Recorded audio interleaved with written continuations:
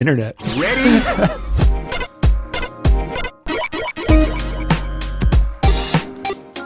Hello and welcome to Rhythm and Pixels, a video game music podcast. This is episode 26-7, and we're your hosts. My name is Rob Nicklaus. And I'm Pernell. And every week we listen to great video game music from all consoles and all generations. We pick a topic, or some kind of topic, something or other like that, and we pick some music and we listen to some music, we talk about the music, we talk about the games, we talk about each other, and we talk about you.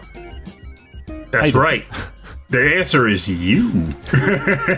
I'm doing okay. You know, it's been a wild week. You know, our snowstorm that was both a lot and also really not all that much. Very over exaggerated, but it was just annoying enough. As the problem. Just enough. Yeah, there was a full day. I was like, I'm not driving at all. It was a mess, and I was happy for it. I was happy for that. Top of the show, I want to just mention a couple things. February 20th. Which is a Saturday, which is next Saturday. It is my birthday that week, and so I am doing a charity stream on Twitch from 12 p.m. to 4 p.m. Eastern. I'm playing nothing but DDR, ITG. I'm playing dance games for 4 hours. He's playing DDR and DDR-like products. I'm raising money for Project Hope, which provides protective care, like masks and items, as well as training for healthcare workers during the COVID pandemic. And for all donations, I'm matching for the Delaware Center for Justice, which provides support for the victims of crime, for children, and for people just coming out of the prison system. So they're doing really good work in Delaware and in the city. So I'll be doing that on the 20th. So come in, check it out. I'll be playing, I'll be talking, and I'll be taking requests too. There's a whole little system set up where you can look through my song list, pared down to probably... I was about to ask, how many songs do you have on your song list at my this point? machine has got over 4,000, something like that. Yowza! It's got a lot. Yeah, there's a ton. There's a ton of music. How do you even choose half the time? Yeah, whatever you're feeling. So I got all that, and then I'll be taking requests. I'll play whatever, and if I meet a certain goal, I'm going to play Max 300 for a full hour, and that's what I'm going to do. I feel like the question will become, what will happen first? Will you get tired or will you get bored? Oh, I'll be tired. I'll be super tired. God, this song is terrible. Because I at the same time, I have quit caffeine, so I'm not going to be running on it. I'll be running on just straight nutrition. Wait, you gave up caffeine? Gone. For good? Yeah, I haven't had any. I mean, okay, I have one cup of tea in the morning. A cup of tea. But so even when you drink tea, aside from the morning glass, it's decaf? Yeah, decaf all the way. Oh my Glavin. I've been doing that since last October. It's smart and healthy. It's something that more people should probably do. And as I say that, I acknowledge I might drink 4 cups of coffee a day at this point. I was bad. I was drinking so much, and it was affecting my body and affecting my sleep. And so I thought, you know what? Well, I'll just change it, see how it goes. And that's made a big difference. It's been hard figuring out how to live without it. You get used to I feel like I wasn't, if I needed more energy, I should be eating. But instead I was drinking more caffeine. So now if I need more energy, I'm just eating more. So I feel like that's been helping my body just recover all over. Anyway, that I'm doing a live stream. It's for charity. It's happening on the 20th. It's just me playing games in my basement because it's a pandemic, and so it can only be me. So check it out. I'll be there doing that. And what other things going on? Go to our website, rhythmandpixels.com. We have t-shirts for sale still. We still have some cool shirts available with the initial P logo. I still love that thing. I had one of those. Yeah, I'm so glad you bought that. And the House of the Dead shirts, which are the Rhythm and Pixels, but in the House of the Dead logo. So they're still available, so check that out. I think literally the only thing that makes me sad about that shirt is that it's called Suffer Like P Did, and every time I go to look at it, I'm like, it should say Suffer Like P Did on the back. I was thinking about adding that, but I feel like that it's really specific. You have to know that game intimately to know that line, Oh yeah, but that would be the point of buying the shirt. You already know. Well, if you're already a fan of Rhythm and Pixels and you are buying it for that, But for all of the shirts you would purchase that one likely because you already have the affinity for House of the Dead. So having that added line on there is just icing on the cake. Yeah, that's true. I did make a shirt for Lobster Racing, which is a game that doesn't exist. You got to have an intimate relationship with Lobster Racing in order to want to wear this shirt. Yeah. All right, so guess what, Pernell? Okay, our topic, we talked about this, and I thought it was a good idea to do this one again, is we called it the video game love story for Valentine's Day. We did this in 2017. Mm-hmm. It was a long time ago. That was a while ago. And then this time, it was a similar idea, but it just, I don't know what it was like. My brain was kind of trickling around the idea of like, well, it's Valentine's Day, and you know what that means? You know, love is in the air, and butterflies are flopping around with snow-covered wings. You know the deal. And we have our resident friend and buddy, Rob, here, married for over 20 years now. No, over 20, because almost 20 years. No, and 16. 16 years. 16. Solid marriage, you know, love all up in it. So he's the man. He's the love guy. Pernell, for the folks who don't know all about the love stuff, I got you back, because I don't know nothing about that love stuff. But what I do know is malice and rockin' tunes. So Rob brings the love, and I bring the malice. And we have love and malice. It's an institute that makes us human. Where are you going with that? Gent. That's funny. The funny part is like it didn't even click until I was just saying it one day. Like the topic is love and malice. Like wait a minute, the song it goes so well. Yeah, it's two sides of the coin here is what we're doing. So Pernell's playing music for the Lonely Hearts, and I'm playing music to turn the lights down too. That's right. Yeah, for whoever that might be. I've got some really good tunes. I'm really excited about what I found. And my bonus round came from a listener, a Patreon member, actually. So really? Yeah, it came through at the same time as our last Patreon episode, but it did not fit the topic. It was just a nice email that he sent. So I won't be reading the testimonial. It was a nice long email. So, but thank you very much to Frankly Zappa. I'll be playing that later. And is there anything else going on? I saw, our listener, The Last Weekend, he's doing a podcast that's like a VGM fight club. And he's got different podcasters, and they're playing music to fight each other or something. And I stopped paying attention to it. And I looked Is it still going? Yeah. I was waiting for it to start with so we can throw our Drax in there. I don't know. I just got a notification in Discord that said Rob Nichols and the Messenger has been eliminated. And I said, what did I do? Did you ever submit your tunes? I'm sure I did at some point, maybe. Or maybe I let Alex do it. I don't know. And so I said, oh yeah, we might be eliminated, but the soul still burns. He said, oh no, silly. It's not. Pernell's in a different category. And I said, we, me and Alex. So when I say we, everyone just assumes I'm saying me and Pernell. Hey, it goes to show you that we've cultivated quite the concept on this show. Yeah. It's like, those two rock it. And like, you're damn right we do. Let's get them wins on. So I think what's really good about this show is that even though we're towing like the sad music to the romance music, ultimately this show is all about the bromance, right? That's right. Yeah. That is right. We're getting good vibes, honestly, yeah, too. we're going to get this bromantic. Dun, dun, dun. Pernell has no idea what he signed up for today. I don't, but at the same time, even if I didn't sign up for it, or even if I don't understand it, I know that my tracks will totally balance it out, so it's okay with me. Well, we're starting with that. So we're going to start with the Malice, right? That's right. Mm-hmm. And funny enough, a lot of my tracks are even going to come from games I've been playing recently because the tracks are just good fits for it. That's cool. I'm excited about that because I feel like I get to learn more about new titles. And you already you know a lot more about the context within the game, so that's always exciting to me. Okay, in that case, then you're going to dig them. This first track comes from a game I've been playing, and also a game that was whose soundtrack was used in my gym session today. It was allowed to be played during the gym, so I was putting out those calories to the sounds of Ease 9 Monstrum Nox.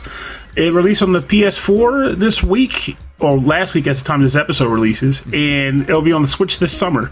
The track title is called Feel Force. I thought the name was pretty hilarious for this episode, especially given that it's definitely my concept. Yeah. And it's composed by the Falcom sound team. So let's give it a listen and rock some faces.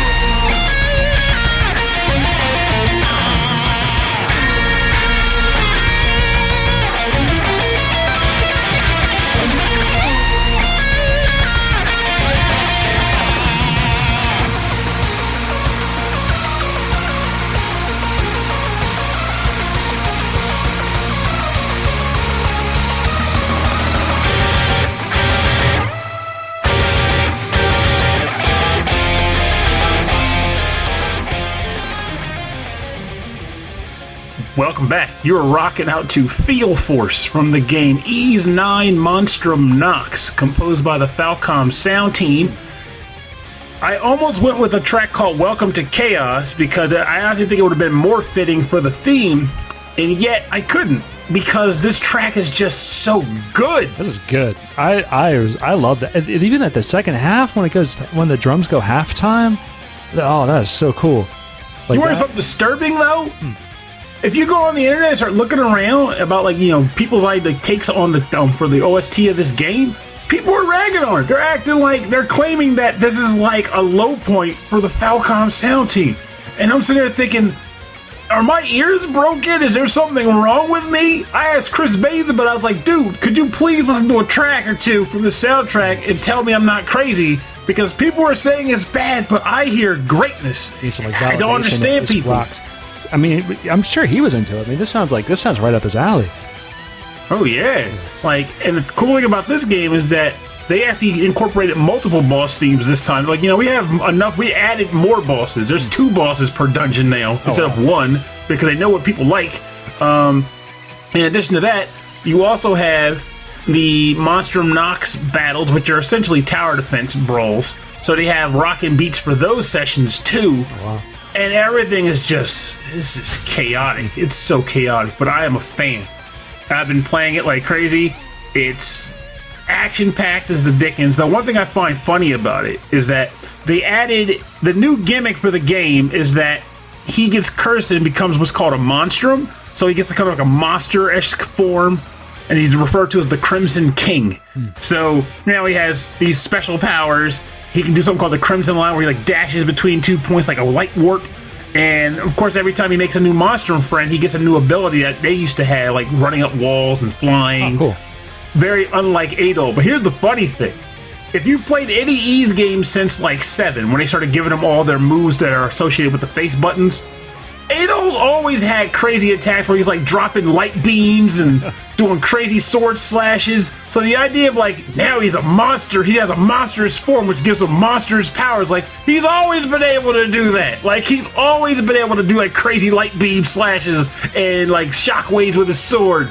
This is not new. It's just more Adol love. I don't get it. How old is Adol at this point? I mean, it's been Adol, A-D-O-L, right? For like since the beginning, since Ease 1 back on the PC 98 or 88. So like, why? He's got to be getting up there in years, right? Okay, here's what annoys me about this. Now, admittedly, so the Ease series is basically the chronicles of Adol's life. Every game in the Ease franchise is another adventure in his journal, right? Yeah. Now, his adventures span all kinds of situations. He leaves a country, gets on a boat, travels across the continent, gets shipwrecked, has to deal with everything there. Then he leaves, goes on other stuff, and he goes on another adventure. Blah blah blah. It's like a series of events, right? Yeah. The first game, Ease 1, he's supposed to be like 16 years old. He's had 9, this is his 9th adventure. Yeah. His 9th. And I know it is because a timeline exists and the game directly references all the stuff he's been doing. Like, they legitimately make fun of the fact that he always gets shipwrecked. He has a horrible case of getting shipwrecked. But do they mention he has a habit of finding ancient...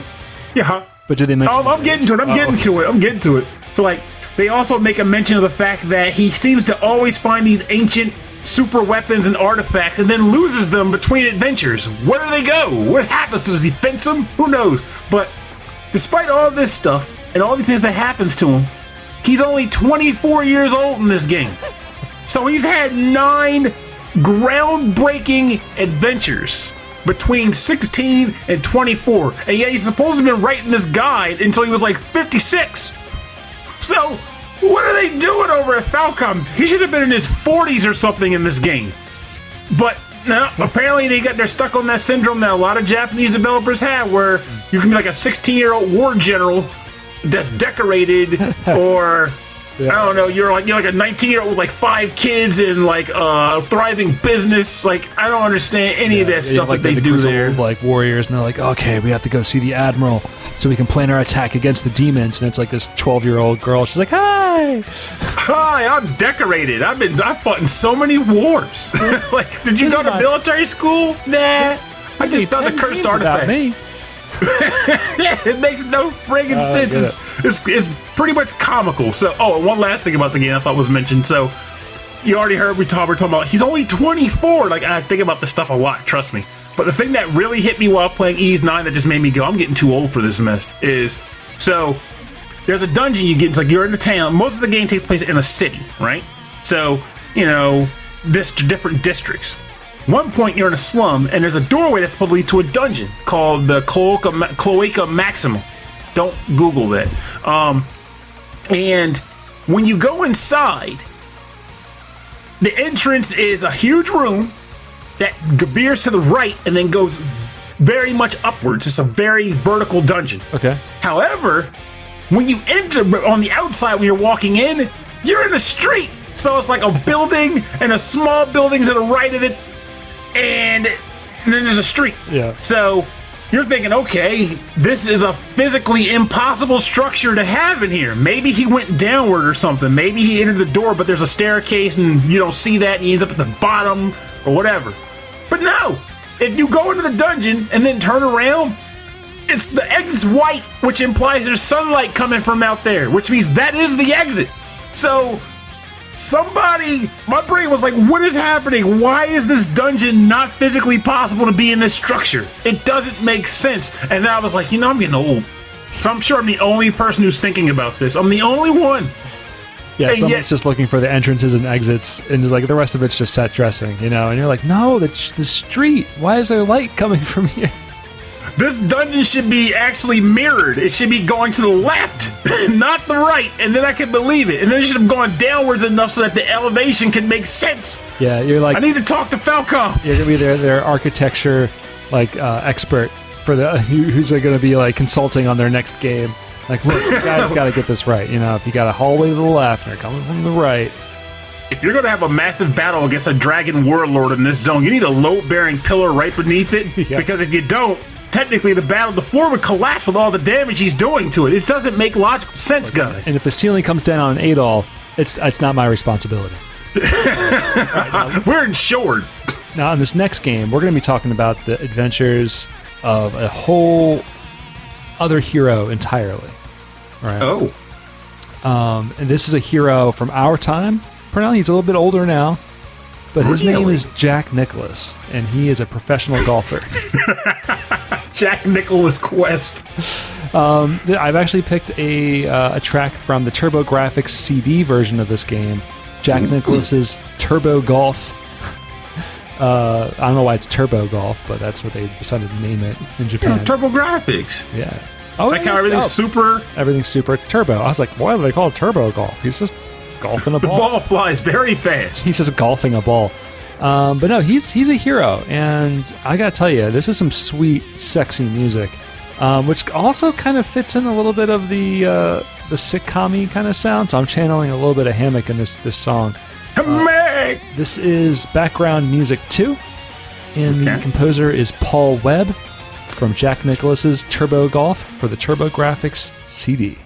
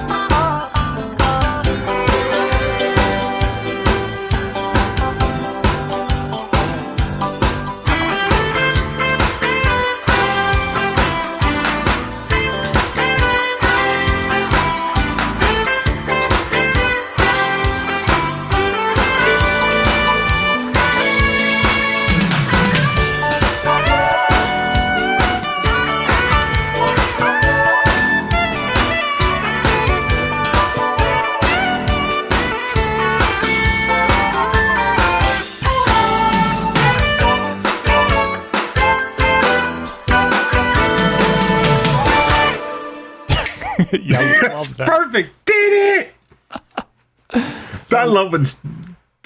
Sorry, go. Yeah, I know. I love it when tracks end like that. That is background music too, from the game Jack Nicklaus's Turbo Golf for the TurboGrafx CD, composed by Paul Webb. Oh my god, that was legit. Did it? Yeah. Like a freeze image of like everybody smiling and like in front of their house.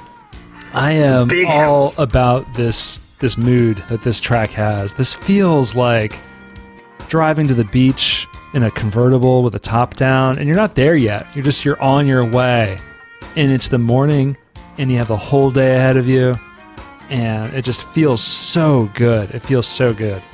Has the sun already risen, or is it rising? It just rose.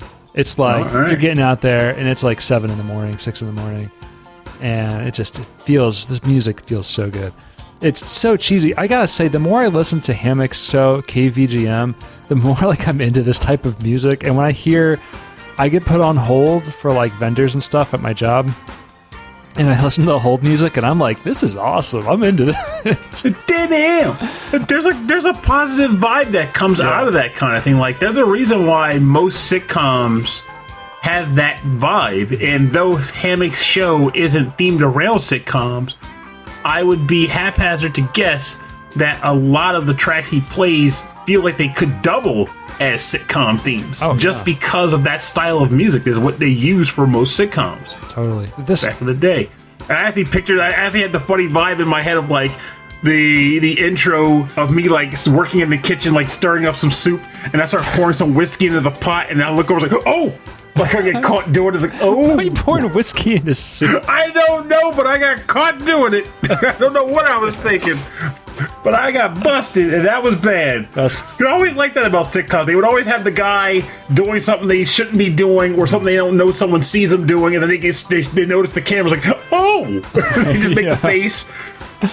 There's around. There's a comedy special on Netflix for John Mulaney called New in Town, and they wrote like a whole theme song, like a sitcom theme song, and it's mainly him, just like in different outfits, like in a sitcom, like turning around, going, "What?" That's the thing, man. See, now I gotta watch it just for that, because that is a major staple to sitcom openings, is someone doing something, noticing the camera, going, "Oh, it's them! Hi!" It's and like, then, of great. course, the ultimate and inevitable conclusion to that is the Too Many Cooks, Adult Swim After Hours, like weird fever dream. That was immaculate. Oh, God. It holds up too. It really does. I haven't watched it so long. I remember they did one after that. That was an ad for a drug.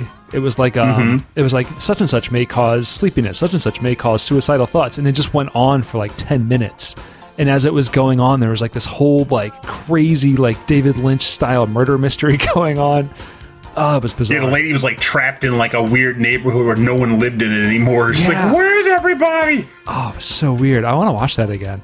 I think I watched that when I was sick and I was like on like cold medicine or something, and I was like, "What is happening?" It was such an ingenious concept. They would, for those who don't know, these videos would be air on Adult Swim at like 3 or 4 in the morning. So the idea was that back in the day when people watched television, usually TV channels would run out of content at a certain hour. So they would either run reruns of stuff, or they would just run like these weird syndicated shows that came from another provider after their main programming wore off.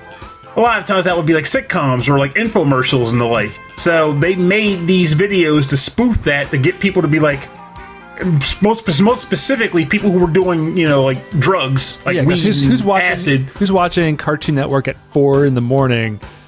We know who. Yep. And the idea was that they'd be doing these things, and then the video would come up, and they're like, "Oh, it's just some TV show." And then all the weird stuff will start happening, and they'd be like, "What the heck's going? What is this?"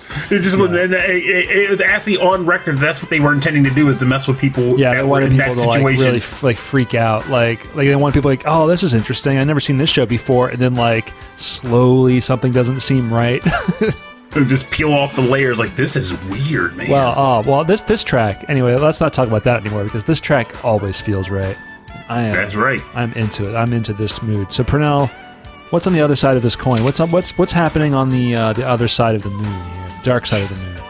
The dark side of the moon. There is a vengeful struggle taking place between two individuals who are both connected to one woman that they both have affection for, or more specifically, one has affection for her. The other one is just really cool with her, but the other guy's still really jealous and for some reason wants to kill him, because why not? It's a video game. I am lost. What are we talking about? That's the joy of it, right? It doesn't make sense, which is why it's a great narrative. This comes from a recently released game called Cyber Shadow, and the track title is called Subject Alpha 2.0, and it's composed by Enrique Martin. Awesome. Yeah, I wanted to listen to some of the soundtrack for a while, because I've been watching the game in development, and it looks really neat. Apparently, it was all done by one guy. Yeah, I believe it. Yeah.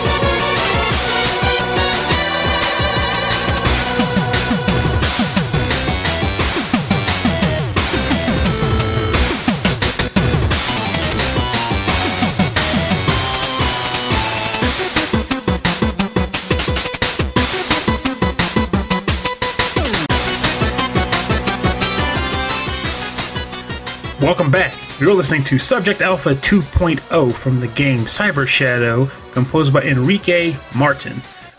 This is a track that, when played in the game, I legitimately paused the game to let it play out because I just liked hearing it that much. It's a really cool tune that plays during a boss. That isn't really hard per se, but at that stage in the game, he definitely came out of left field. Like, whoa, this is the first kind of guy to show up like this in the game. But ultimately, it's a fantastic battle, and I feel remiss in saying that I don't 100% have a grasp on what the full narrative is, because I'm getting that way with a lot of my games too, where it's like they try to get these like convoluted subplots. I'm like, I don't care about that. I just want to beat dudes up with my sword. Yeah, but the gameplay is good, right? Yeah, it's good gameplay, though. I think it's funny that I wanted this to be more like Ninja Gaiden, and I also knew that people were saying that it was kind of meant to be more like, you know, more like Shadow of the Ninja, which is a game that Natsume put out. I used to rent it back in the day. But like, okay. But I ultimately still wanted some Ninja Gaiden vibes, most particularly that faster pacing of like, you know, enemies coming from left and right. You had to had the reflexes, and people were all up on me about it in multiple places where I was just like, man, I wish this was a little bit more like Ninja Gaiden. And people were like, well, technically it's not meant to be. I'm like, I didn't say it was meant to be. I'm saying I wish it was more like it. I'm not saying otherwise. You know? Right, yeah. Well, I mean, I guess you have that other one with the Messenger, right? The Messenger's a little bit more Ninja Gaiden-y. Oh, yeah, and I love the Messenger. I keep telling myself I need to go back to that at some point and do the second half of the game. But at the time, I was like, I don't really feel compelled to do it this way. Like, I like the idea of going from zone to zone and, like, just, like, running through it like Ninja Gaiden. And then once it opened up, I'm like, well, I don't feel it anymore. I lost the magic. But with that said, Messenger is a good game. Like, that's one thing I will say for a fact. When people discuss it, I've heard people say the game is really dumb. I don't like it. They've ruined it. My logic is like, no, it's still good. Even if I never finish it, the first half of the game gave me enough fun content that I got my fill. Like, I felt like it was worth the money just for that section of the game, even if I don't play the second half. Yeah, no, definitely. It's good. I mean, there's a lot of content, and not just a lot of content, it's a lot of really good game along the way. It's just, how far do you want to go? Good humor. Yeah, I know. Yeah, very good humor. I only got so far because of a boss that I just got really stuck on. I mean, I got really stuck on it. And do you remember what it was at all? Yeah, it was a dragon flying through the clouds. Oh, yeah, that was right. That sounds like right when you do the whole, because there's a part like right when they do the switch over to the 16-bit era, and I believe the dragon was the first encounter once you did that, because you're like running from him, right? Yeah, it's like the first or second encounter. He's a jerk. It's tough, and I realized at that point that I just didn't have like the thumb dexterity to do the combinations that you had to do to stay in the air without falling to fight the boss. Is very challenging. I mean, cool, nonetheless, very cool, an amazing soundtrack, but I don't know. So this one, when did this game come out? Pretty recently, right? Cyber Shadow, if I'm not mistaken, came out this week too. That's awesome. Well, last week at the time of this release of the episode. Because one thing that's been coming rather funny lately too is like if I end up reviewing a game, sometimes, you know, I'll end up playing it before, you know, like it comes out, and then if the game comes out, then I'm like, okay, I can talk about it now because it's out. And I'll make a comment like, oh yeah, you know, I'm on like zone 4. And people were like, what? Like the hell are you talking about? I was like, I'm on zone 4. I'm just telling you I got to zone 4. Don't question it. Just ride the wave, man. You know, it's a good game. If I need a Persona break, I might jump on this one because I've been excited about this one. I really love the style of it. It's got a very cool, like 8-bit kind of fake. I'm gonna call it fake bit style because it's not 8-bit. It's much more depth of color, but it's still definitely really good pixel art. Of course, now my concern is that you'll take your break and then the break will never end and you'll just never get to the end of the game. I'm like 40 some hours into Persona 5. I need to keep going.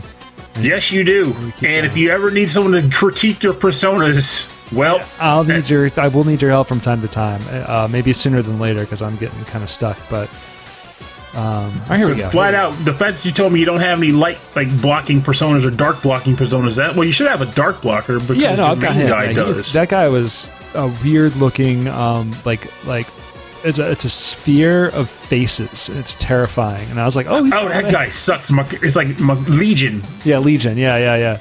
I really needed him. He's helped me out a few times. But ultimately, it's the origami guy. I love the origami guy.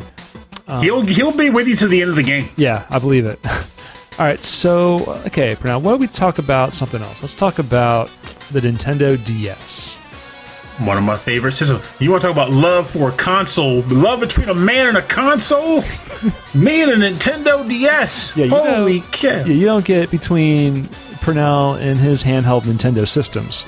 That is correct. So this game actually came out in the States. Didn't think it would, but it was one of the earlier titles for the Nintendo DS. It was called Feel the Magic. Oh, I remember that. Rub Rabbits. Yeah, it was Rub Rabbits. It was called Project Ruby when they were developing it, and then they called it Feel the Ruby, or like the Rubby, because it was all about rubbing the touch screen and doing different games by rubbing the touch screen. But it was a really silly love story, but it was marketed, it looked like a dating sim. So this is Feel the Magic, and the track is called Love Scene. I don't have the individual composer, but on the track we have Naofumi Hataya, Tomoko Sasaki, and Mariko Nanba, the Sega Sound Team. So here we go, or members of the Sega Sound Team. So here we go. This is Feel the Magic, Love Scene.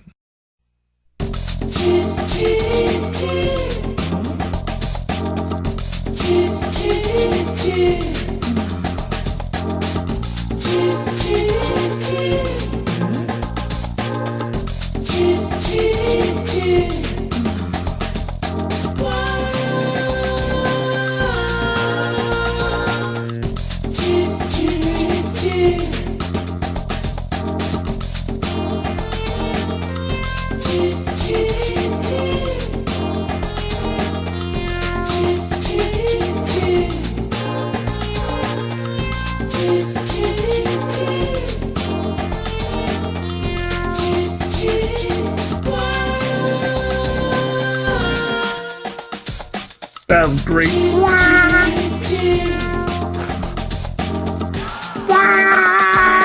Ooh. That is something else. That is the love scene from not the love scene, but it's called Love Scene from Feel the Magic for the Nintendo DS. Naofumi Hataya, Tomoko Sasaki, and Mariko Nanba. I believe it's a Sega produced title for the Nintendo DS. I loved it, man. It's so different. It's just, I feel like they were just doing anything, you know.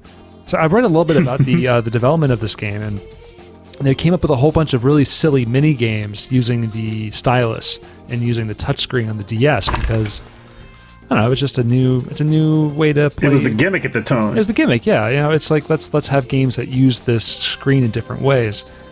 And so they developed a whole bunch of silly mini games that eventually the producer said, you know what, we can make like a really silly story, like a love story out of this whole thing, but like a romantic comedy.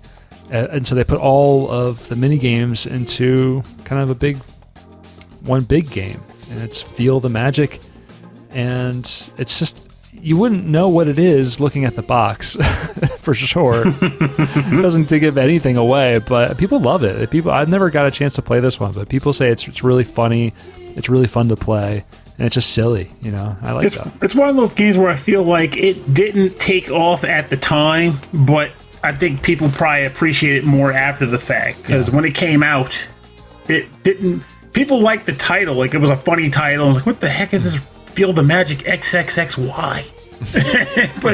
But you know, so of course a lot of people were just like not sure what they felt about it, they wanted to get it or not. But I think I had one friend in particular who thought it was a great game.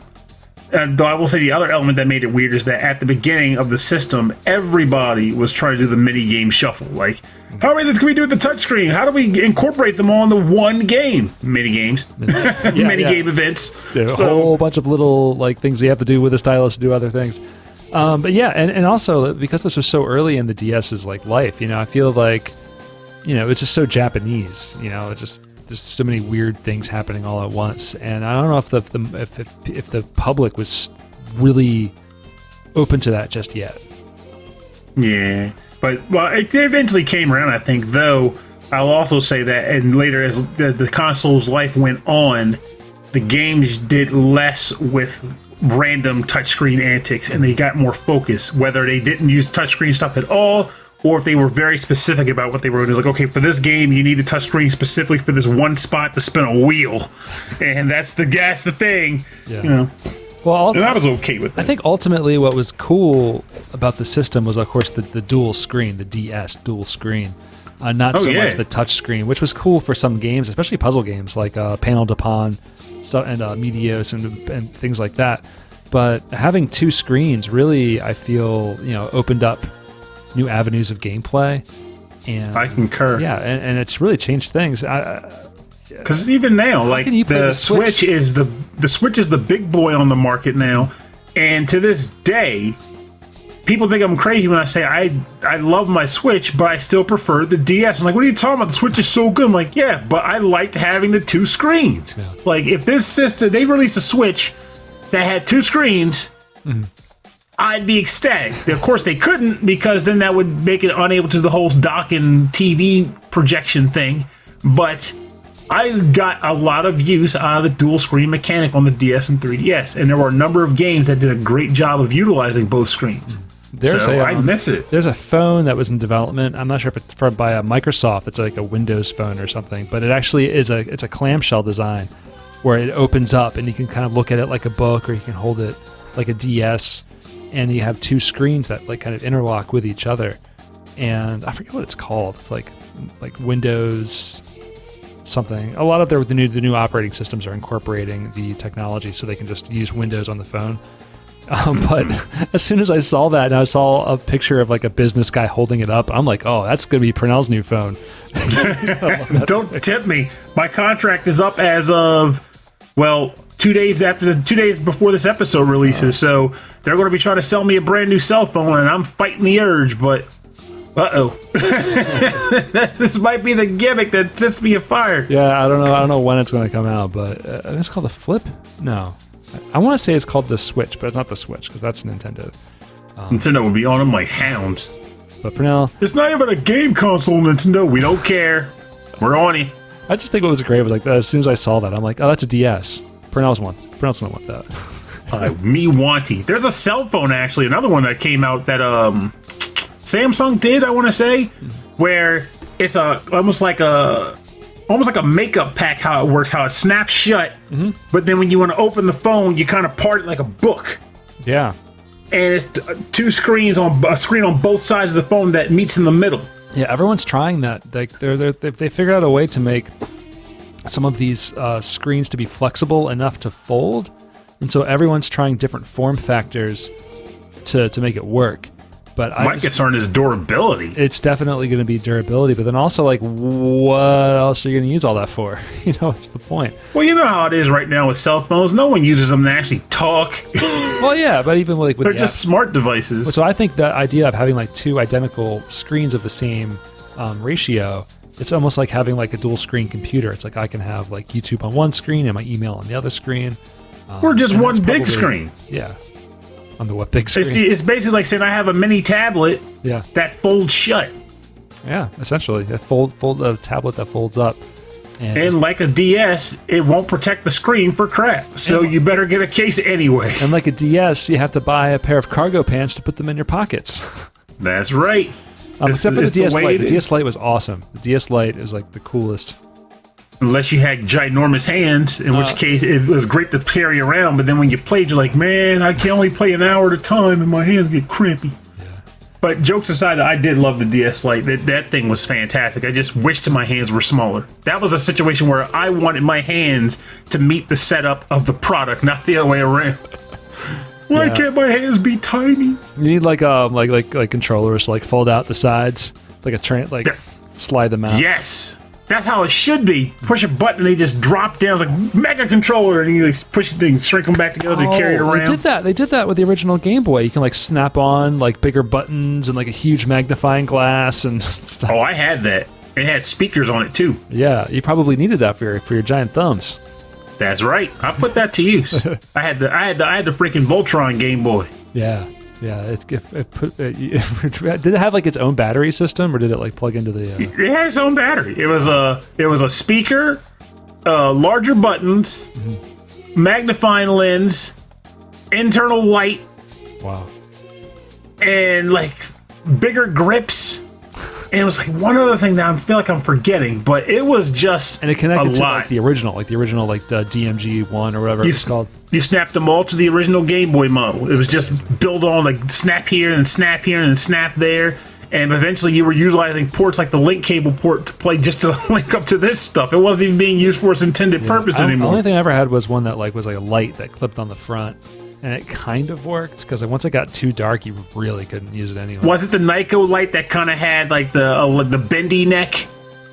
No, no. It was like a square, and it slid across the front. I can remember trying to like force it across the device because it had like these little ridges on it, and you can kind of slide it onto it. Oh, like ruffles. Yeah, but I do remember the little ridges. Yeah, it was like a reading light. It was like a book light.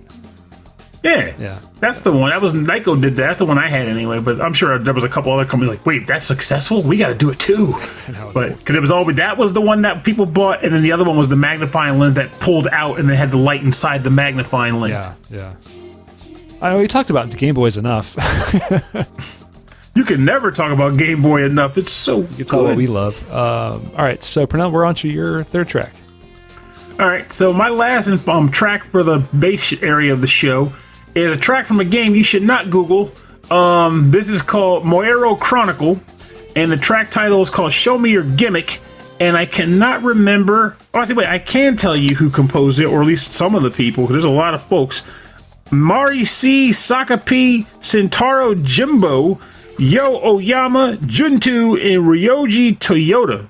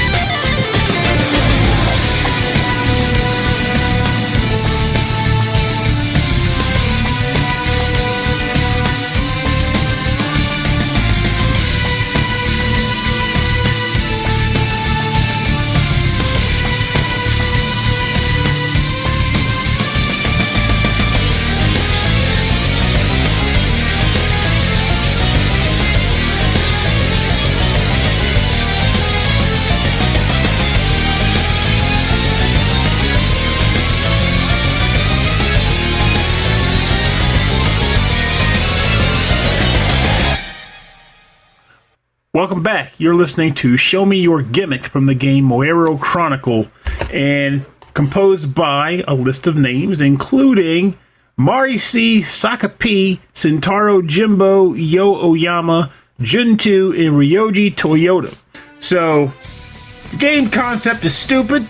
I'm not even going to mince words on that, but that can't dismiss the fact that the track itself is not only good, but fitting of the topic itself as well. There you go. It's very much a game for the Lonely Hearts crowd, right?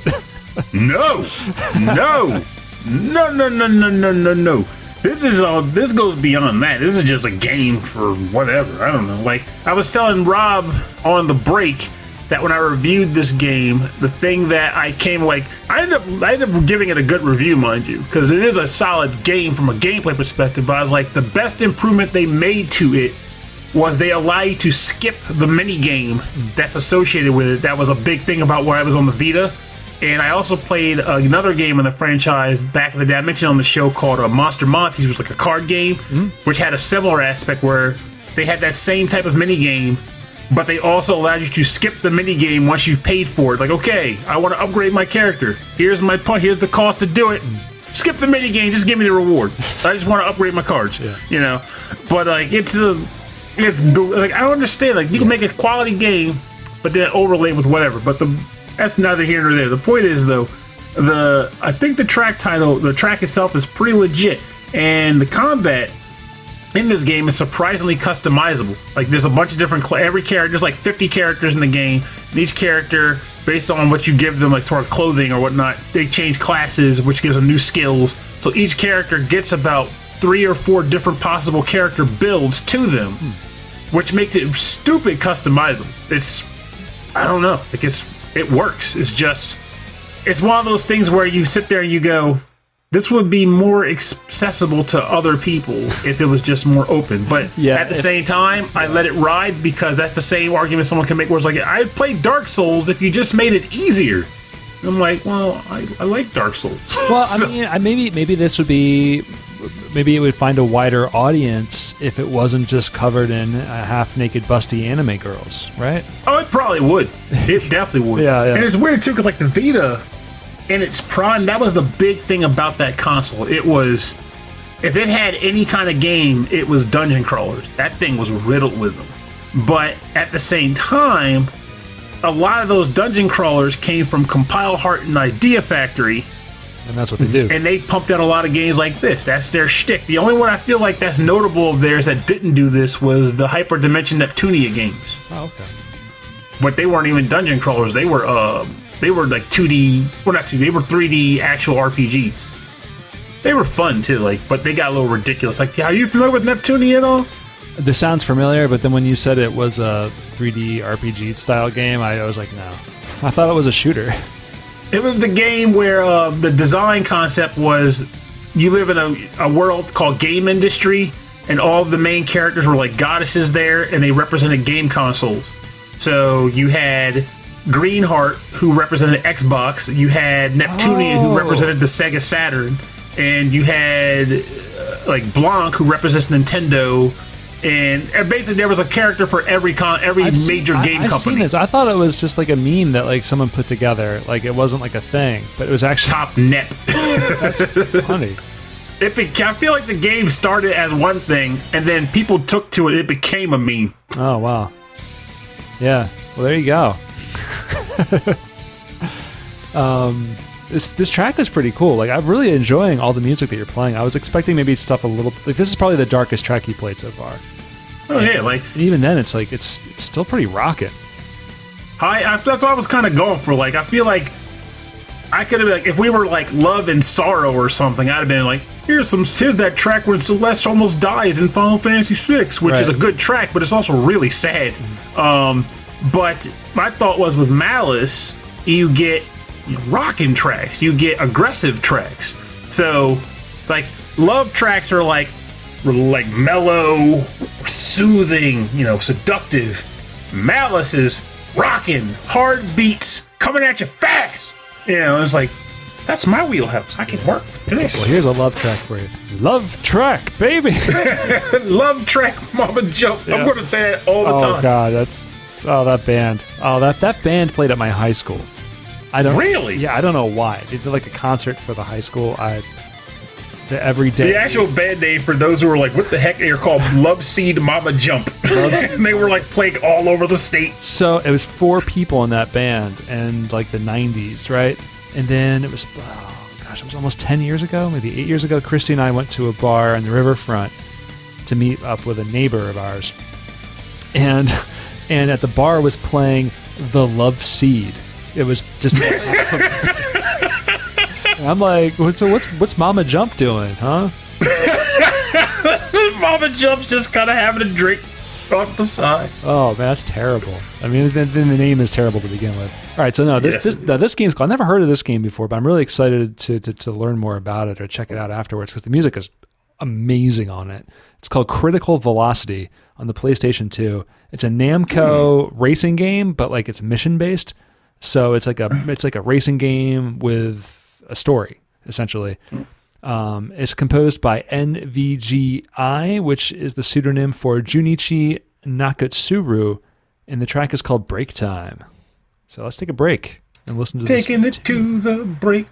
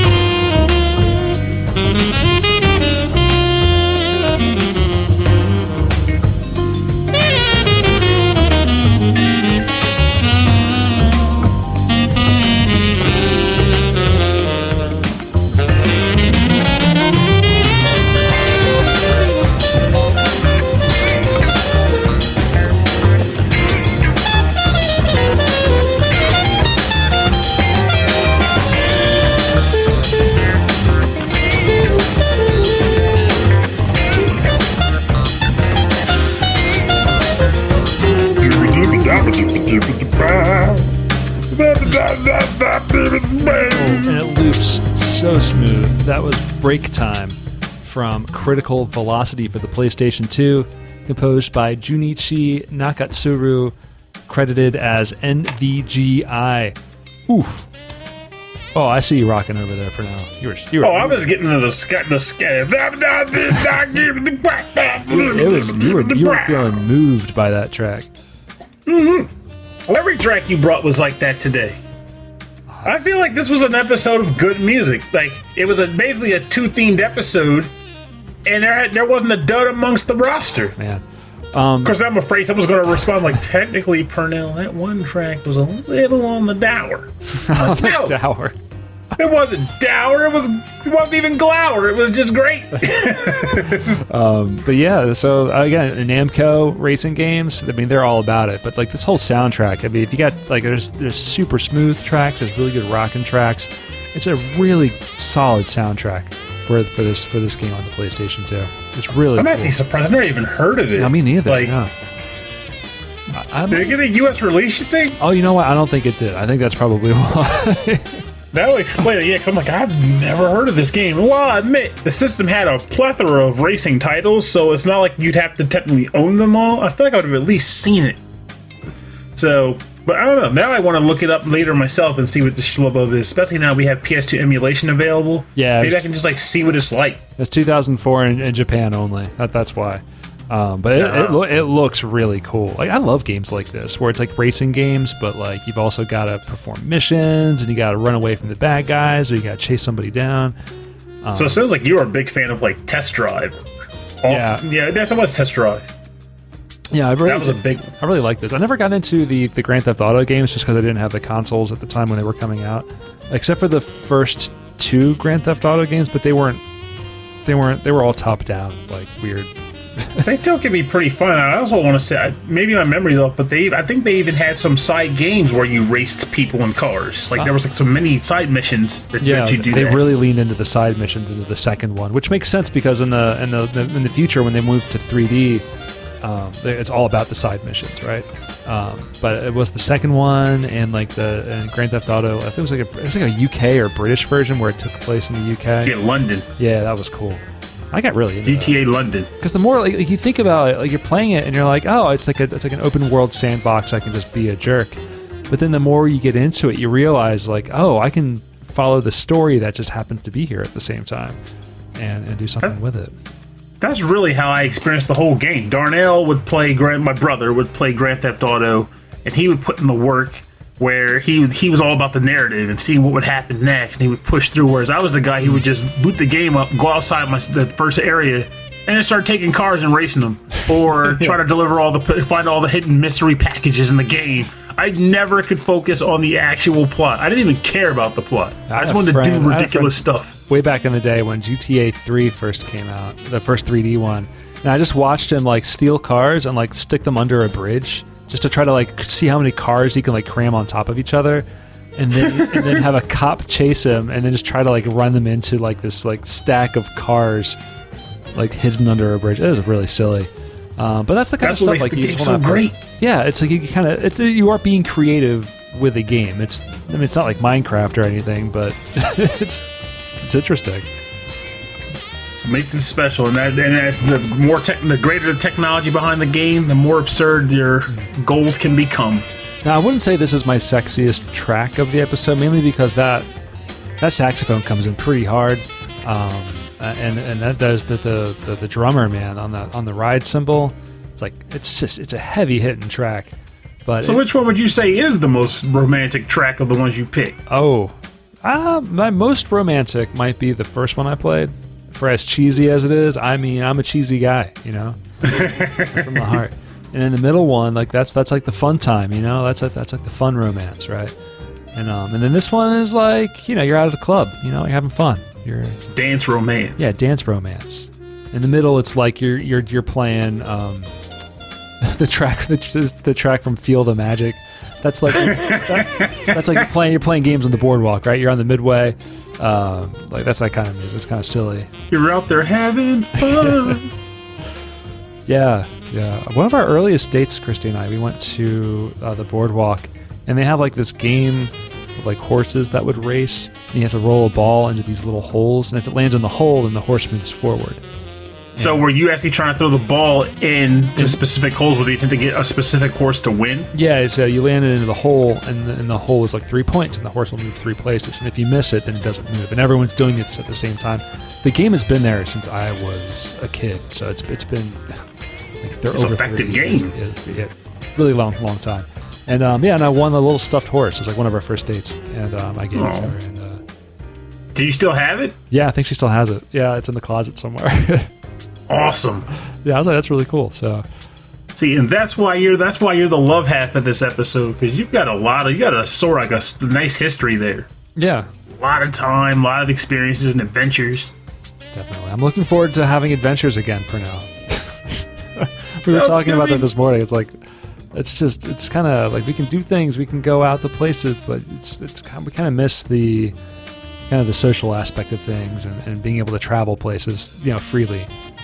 Yeah. The funny thing about it, when you really think about this, is since we're living in it at this point in time, it feels like it's taking so long and it's so frustrating. Mm-hmm. But you also have to figure, this is just a snippet in history. You look back on like the Spanish flu. Mm-hmm. We're reading about it, and it's like, oh, from this time to this time, these things occurred. And now everything's great, But when they were living it, they were probably having the same issues. Like, oh, I just want to be able to go to the smorgasbord and get decent cold cut again. Or, oh, I really just want to go back to the mines. I can't work in the mines. Why can't I work in the mines? Like, hey, whatever scenarios they had that were equivalent to ours, they were having these exact same discussions. You had the same sets of people who didn't want to do stuff and people who did want to do stuff. The same dynamic. It's truly history repeating, just with a different virus. Which also tells me that it will also pass in due time. And we'll be out there, and this will become just like a random story like, man, remember 2002 or whatever? Yeah. That was a weird time in life. I'm optimistic that given enough time, we'll get back to things, Oh, absolutely. But people, I'm hoping that it's changed people's perceptions about disease and viruses. I wouldn't go that far. About washing their hands and things in the future. Maybe if someone's feeling sick, they'll still wear a mask. I think I will. Oh, I plan to. I have all these cool masks around the house. I'm not going to just throw them on the trash. All right, they have a purpose. 5 years from now, I'm going to go out 5 years, right? In 5 years, you and I go to MagFest. I'm still going to wear a mask. Actually, that's not a bad thought. And I have my Rhythm and Pixels face mask still, so all the better. Yeah.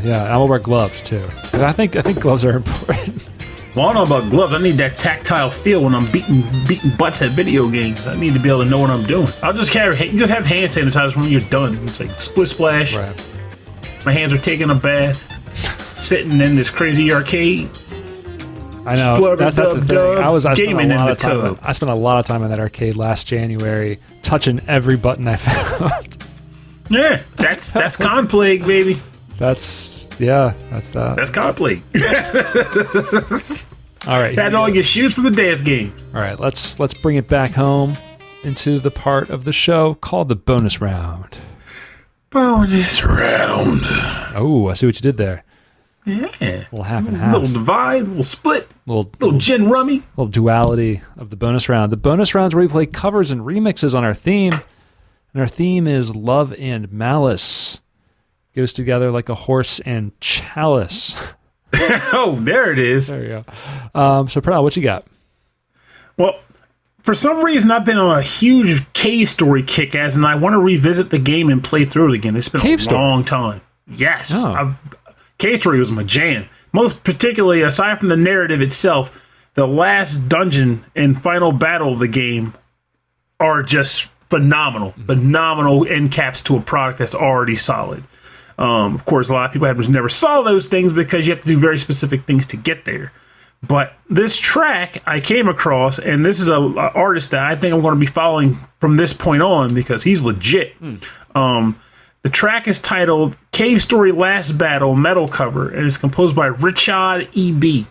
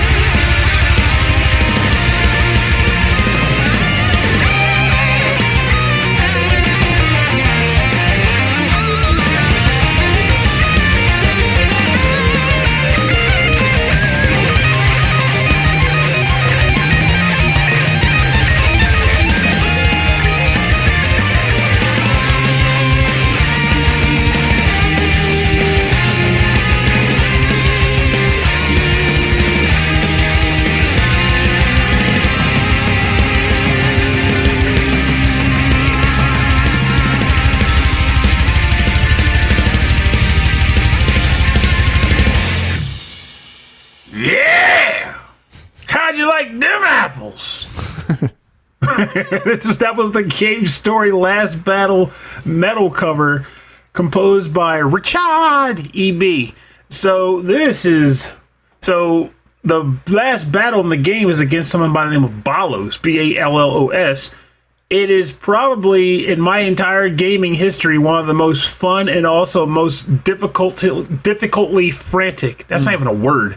Difficult and frantic battles I've ever engaged in. And this track does such a good job of capturing that feeling that the original doesn't quite even do. Like, it does, but this just amps it right up to where it needs to be. Wow, this is a heavy cover. If you like this, check. He's got a Patreon page. I'll have that linked on our website. Is because saying the guy's name is not super helpful, but it is RichaadEB, RichaadEB. So patreon.com/RichaadEB. And you can get his music in high quality and early access to his music videos, and go to his YouTube page, and there's tons and tons and tons of music. Really cool stuff. He has officially got a follower in me, I can tell you right now, because I listened to a couple tracks that he did before settling on this one, and even the ones where people were like, oh man, this was your early crappy work, even those were good. So it's like, Jesus. Like, I tell you, man, I've come to learn that there's some people can be real sticklers when it comes to, like, music critiquing, which isn't technically a bad thing. I think just people have different, like, their ears pick up different stuff, you know? So I hear people, like, this is a really good track. I'm bopping to it. And I'll go to read the comments, and it's like, what an abomination. I don't understand why anyone would like this. I'm like, what? Yeah. What are you telling me? Are you saying something wrong with my ears?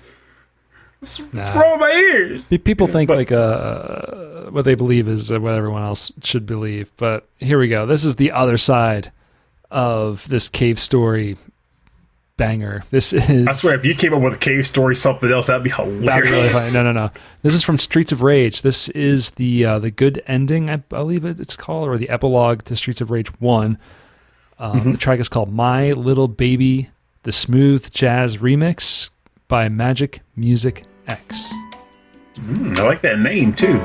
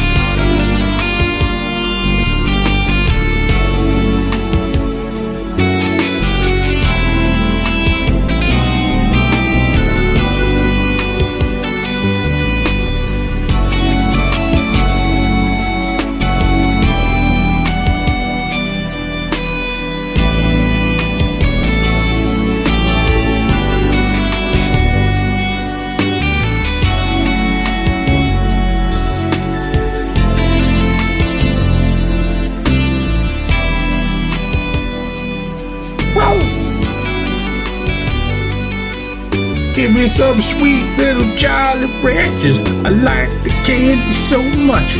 Got the apple and the cherry and the cinnamon vibe, 'cause it burns so hot in my mouth when I'm eating that sweet, sweet candy treat. Ooh, yeah, that's what I need. Sweet, sweet candy treat.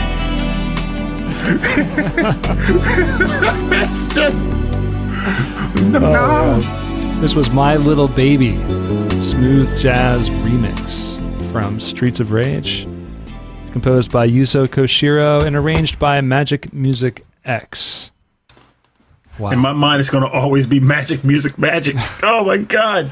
With it's so close. Pernell, aka Marvin Gaye, on the vocals in the middle of that one. I might save that audio just for me, for maybe that'll be a Patreon exclusive. I'll dub your vocals on top of this track. That'd be hilarious.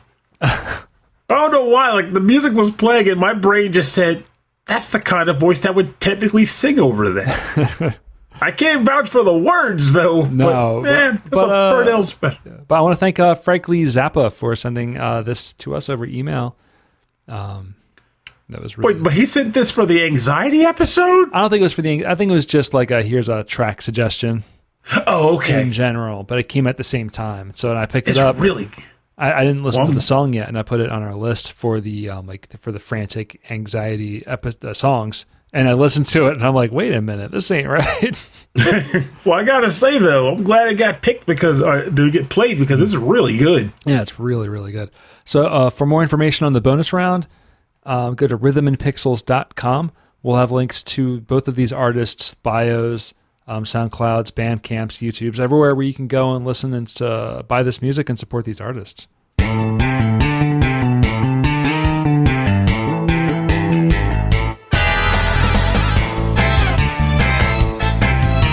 All right, thanks for joining us on episode 26-7 of Rhythm and Pixels. This is our Valentine's special, or anti-Valentine special. You decide. Which side you... It's your call. We did both. Rob is the flan, the love freak of the episode, and Pernell is the Laharl, angry overlord, who also is not a bad guy. Not a bad guy. I think ultimately, after 5 years of the podcast, we've discovered that you're not terrible. I'm not terrible. I got my moments. Sometimes I'll take the jelly bean that you most wanted and then don't tell you I ate it. Leave you the body burts. But, for the most part, I'm all right. Just watch your jelly beans. That's what you're saying. Yeah, you better watch your jelly beans because I want some. Anything gummy related is Pernell's domain. I say that as I'm literally eating jelly beans. Are you eating jelly beans? I have some actual jelly belly beans. Oh my God.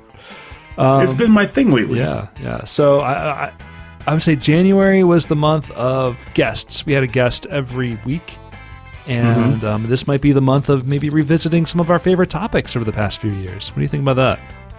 I can see that being pretty cool. It would break a stride. But let's be real. It's been 5 years. Yeah, I think we can intentionally do some repeat topics that we so desire. We do still have a list of some interesting ones, but if you, the listener, have a topic suggestion, if there's a topic that you want us to explore, now let's be real. It doesn't have to be like, beat 'em ups from Capcom, or it's not. We still gotta do doorknobs. It just hit me. Doorknobs. Yeah. It could be anything. We'll figure it out. We'll figure out how to DJ that selection of music for whatever the heck it is. So if you have a topic suggestion, or even a track suggestion, or just a hello, send us an email to our email address, rhythmandpixels@hotmail.com. And for more information about this show as a whole, and full track listing from this episode, and access to all of our episodes, because I think the first 100 or so aren't going to be available through like Spotify or Apple, but you can go to our website, rhythmandpixels.com. And you can check us out on Facebook and Instagram and Twitter. It's Rhythm and Pixels, all one word. It sounds like you'd have to type in the words all one word, but I'm trying to say it's Rhythm and Pixels without the spaces. Funny enough, somebody it was Austin in Dwelling of Duels. He referenced one of our old episodes a couple days ago. Oh, really? Episode 1-9, shopping. Wow. was like, holy cow, I remember that was a great episode. I miss shopping. We recorded that. I remember the artwork because we were still in my old condo back in the city. We were holding bags. Yeah. I was like, what should the picture be, Pernell? And you were like, I got bags. And we were standing in front of the TV, and Christy was watching Gilmore Girls, or we were and I was like, so it's a picture of you and me holding shopping bags in front of the Gilmore Girls. Perfect. I feel like the episode artworks has changed a little bit since then. That is true, but at the same time, you can't knock the classics. No, there's something to be said about some. It was like that one you did with the Versus, where it was like the Dreamcast. It was like Versus with the giant controller. Like well, that was a great one. That was like the second episode, and that wasn't a giant controller. That was like a legit. Like that was my joystick. Yeah. Also, go to youtube.com/rhythmandpixels. There we have all of our episodes are uploaded there, and we have a radio stream 24/7 playing 8-bit and 16-bit classics and deep cuts. A lot of deep cuts on that station, but there's a lot of stuff, everything from the Commodore 64 to the PC 98 to the Super Nintendo. Like you'll hear weird Japanese titles you've never heard of before, and you're also going to hear Legend of Zelda. It's all gonna be there. So check that out. It just plays all day long until the laptop dies. It's going to go until the wheels fall off, as they say. The funny part is, if it actually does die, I can know on my luck, like, hey, I have my laptop. If I haven't done anything with it yet, take it and continue the legacy. No, man, that thing's too nice. Anyway, and also, if you want to support the show, you can go to patreon.com/rhythmandpixels. And there you get access to, at any level, you get access to a weekly prequel episode and a monthly live streamed recorded episode where you can kind of hang out with me and Pernell as we recorded an episode just for you. Well, it's just for the show, but we record it in front of you, only you, and we we're hanging out, and we name you by name, and then we sing your praises. But that's what we do. I'm getting tired and just talking funny now. But we also you need some jelly beans. I need a massive amount of jelly beans. Now we also like to thank our Patreon members. At the end of the episode, I'm going to do this just a little different. I'm actually going to say the different membership levels on Patreon. I gave them names. So at Ultimate Red Book Audio level is Frankly Zappa. At the Super C64 MOS 6581 SID chip level is Mike Myers. And then at the Dope FM Synthesis YM 2612 level is That Nick Walker, Ed Wilson of the VG Embassy, Matt Holmqvist, Michael Jennings, Davey Cakes, Justin Schneider from XVGM Radio, Sonic Medley, Taco, Harold Howard, Dave Taylor, Reinhard Zelkova, Andreas Mailberg, Dan Loudon, Sleepy S'more, Steve Miller, The Autistic Gamer 89, Cameron Worma, Christopher Shenstrom, Bobby Arson from One Up Funk, Wicked Sephiroth, Carlos Kung Fu Carlito from the Heroes 3 podcast, Michael Bridgewater from the Forever Sound Version VGM podcast. I know there hasn't been like a new episode in like a year or so, but you should go. We can keep hoping. Yeah, I keep hoping. Go back and listen to his old episodes. Even his last 2 or 3, which he did with the Dyad, are fantastic. It's a great show. He's a good host. And I concur. And Brian Pitt. So thank you to all of these lovely, lovely people. It is thanks to you that me and Pernell are still talking in your ears. That is correct. Yeah. It genuinely does help a lot. It helps a lot. It helps pay for storage, helps pay for the website, helps pay for all of the work that me and Pernell put into the show and the additional music and it's everything that we're doing here. It really helps to see your names that it's supportive. So thank you very much. We haven't picked a topic for next week, so it's going to be exciting. Rolling them bones. So that's going to come out. Hold on. Yeah, so the next episode's going to be coming out actually on my birthday. That's interesting. Really? Yeah. Well timed. Yeah. I am much older. So in this case, I'll just say happy birthday, Rob, because when this episode releases, it'll actually be your birthday. So happy birthday, Rob. Yeah, thank you. All right. To the future. All right. So I think that's all I've got. And Pernell, you've got some other shows in the works, right? Yes, sir. I am effectively doing 3 podcasts now. I do Rhythm and Pixels. I do the SML podcast, which, well, we rephrase, they start over. I do the Rhythm and Pixels, which, as you already know, is Rob and I hanging out, talking music and wacky hijinks. I do the SML podcast, which is me hanging out with some friends, including Joe, Cole, and Chris, and Tim, where we talk, play games, or review games, and have wacky hijinks. And then the last new one that I've been on is Indie Guide In, which is sort of a roundtable video game book club where every 2 weeks we play a new game that's chosen by a member of the panel, and then we discuss our experiences with the game.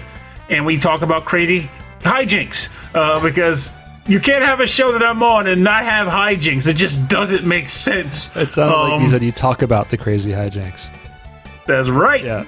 living the magic. And I also feel like I'm going to start trying to get back into writing for Hey Poor Player again. I realized when I did my compilation of like how many games have you reviewed over the course of the last couple of years, I realized that I haven't written in a while and I miss it. Though the main reason why I stopped writing is because I get so many reviews for the other show that all the time goes into that. And since I'm doing it as a podcast, it's easier to get the reviews out because I'm a stickler for what I write.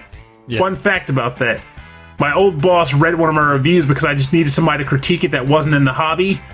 And she thought I had like a secret professional writer background. She's like, "You wrote this?" I was like, "Yeah." She's like, "You wrote this?" I was like, "Yes." She's like, "This is really good." I'm like, crap. Now I have to maintain this momentum. I can't not write like this. It's like, I know you're reviewing a whole bunch of games, but you can't be like, oh, go here, and this is where I reviewed this game. It's like, no, it's within like this 2-hour podcast, like somewhere in the middle.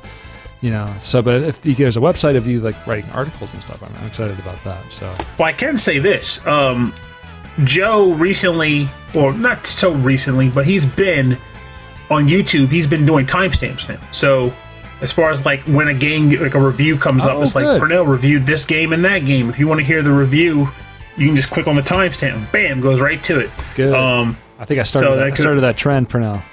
Yeah, you did. In fact, yes, you did. Because I want to say that I suggested it to him after you started doing it. I was like, that would help as far as like the long episodes go. Yeah. Nice timestamps. But give the show a listen. Let us know what you think, because the feedback is appreciated on all of the shows. Because people create stuff for fun, yes, but at the same time, people would like to hear what others think of what they're creating. It's just reaffirming, so to speak. So and this is all would be doing appreciated. Now. This is all I do. I do this. He's like, you're living life. I do this, and I'm on Twitch sometimes. Twitch TV/Rabuman. But there's something to be said about that, right? It's hard to explain in a lot of words. It just feels fun. And I acknowledge it. I say this knowing and admitting that I'm not the guy that edits it every week. but it's just something. There's like a level of fun to it. Even if you're like, man, it's Thursday and I'm tired. I just want to go to bed, but we got to record.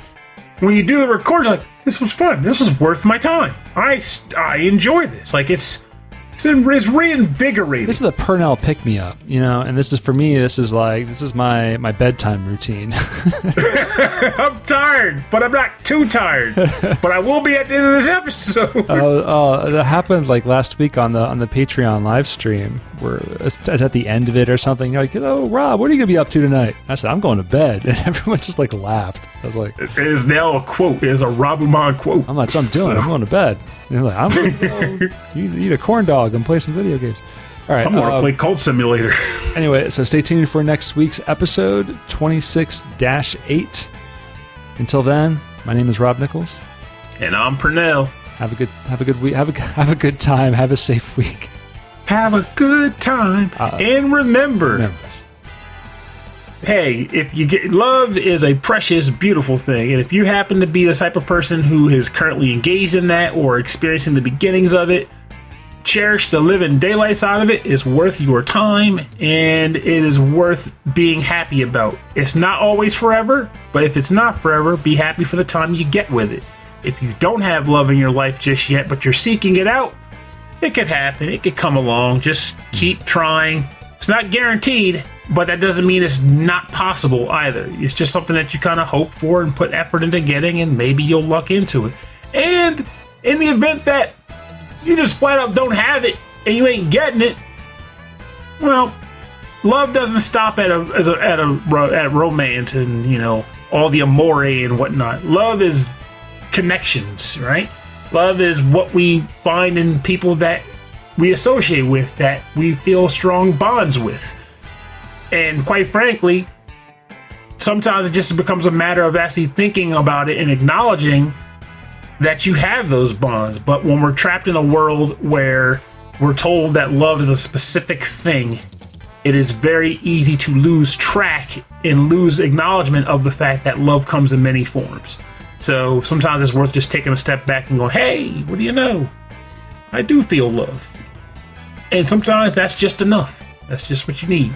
So we're all at different phases of the whole concept. Just ride it. Do what you do. I'm rambling. Have a good night. I like this optimism, though. You know, it's a struggle sometimes, but you know.